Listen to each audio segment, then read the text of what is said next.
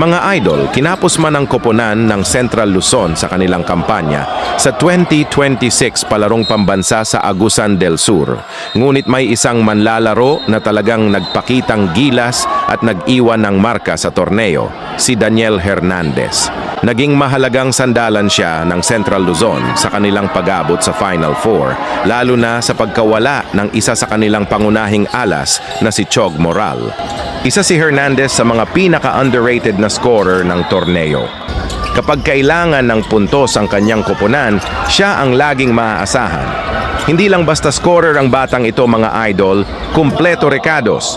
May matinding ball handling, deadly shooting, mataas na basketball IQ at napakagandang court vision. Hindi man siya gaanong napag-uusapan kumpara sa ibang big names ng torneo, siguradong napansin ng mga basketball fans ang kanyang talento at puso sa paglalaro. At ngayon mga idol, panoorin natin ang ilan sa kanyang mga highlights kung saan pinangunahan niya ang Pampanga Delta at ang Central Luzon squad sa kanilang matinding laban kontra Western Visayas sa quarterfinals.